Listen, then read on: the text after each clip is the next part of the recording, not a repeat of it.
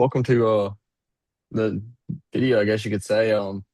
Obviously coming to you a little bit different to do a preamble for a video rather than just jumping straight in after our intro. Why I wanted to get on here and talk to you all about what happened at Road Atlanta before we get into this quick interview that we did with Tanner Harvey at Road Atlanta. Uh, Tanner has been a great asset to us for the past couple of weeks, really and truly. Honestly, Yeah. past couple of months, if you come to think of it. But Lyman, kind of recap what you did with Tanner this weekend and his team, and uh, I guess you could say how we really met Tanner as well. Yeah, first off, I want to give thanks to Tanner, Forte Racing Crew. Phenomenal all weekend. Not just on track, obviously, the results on track. Race one didn't really go great, but everything else, great weekend. Really top class people there. Just want to give a first off big thanks to them. So, for people who don't really know, Tanner Harvey's kind of he's a new up and coming American driver. I personally didn't know who he was. There's a race series that's on YouTube. It's a multi-class deal. It's a lot mostly AM drivers, the 24-hour series. And they happened to be at Spa. I think it was around the time we were at Sebring for the 12 hours. And I just put it on and they interviewed this young American named Tanner Harvey. His first time in GT3, first time at Spa. So I thought, okay, this is kind of cool. Why don't I look this kid up, to see who it is? Started doing some research, and he races primarily here in America in McLaren Trophy Cup with SRO, and he's got a pretty famous co-driver, Patrick Liddy, who's really big in IMSA. So I reached out, and we started talking and stuff, and so we started building connection. I told him, I said, we're gonna be at Road Atlanta for y'all's third weekend of the or third race of the year, third round, and so yeah, so this past weekend. Met with Tanner and his family and Forte crew. Phenomenal. So this weekend we shot a lot of cool pictures and stuff together. Right, and as you Um, can see, some of those are coming across the screen now. yeah, we got some really cool shots. Practice. So they had their first practice on Thursday, which I didn't get in on Thursday because it was still a private testing. Friday was FP2, their only session of the day. So I spectated it from the pit stand, which was very cool watching it from new perspective of racing. Um, I believe they finished second and first in pro class. Friday, we chatted some more. They had their first race and they were class of the field the whole race. Patrick started the race. He started from front row and they pulled a monster lead out. Ultimately, at the end, Forte made a miscalculation on fuel and did only one of their cars finish on the podium with Paul Holton and Kaiteo, which you'll see Paul Holton on an interview later from Road Atlanta later this week. Um, but yeah, race two, they started in the back, and Tanner made a phenomenal drive through the field through his first stint. Timely full course yellow really helped out, which handed over to Patrick, his co-driver Patrick, and they were able to secure P2 overall and first in pro class. But Right, and like you say, obviously, huge weekend for Forte. Huge weekend not only for yeah, Forte but for us. I mean, that was Forte had awesome. Just go three ahead. cars in pro class on the pro class, three cars on the podium.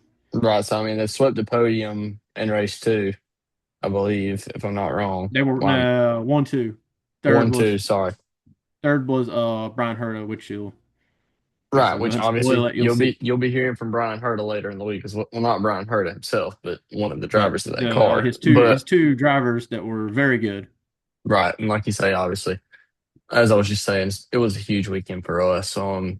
Tanner Harvey was phenomenal on and off the track. I mean, Yeah. class act. I'm a guy really humbled to Yeah, I for. was I mean, obviously, I wasn't there, but I'm really humbled to see that the experience that you had was as well as it was, and even better off. I mean, you got to hold the trophy that they won. Almost, I was supposed to say this. Almost got to bring it home, but yeah, obviously but Forte wanted to keep the trophy, and that's 100% their right if they want to keep the trophy. We're not going to hold yeah, them from that. But if they wanted to give but it to us, we would have graciously accepted it. But but I'll say this, Tanner, we don't have a full length episode coming up.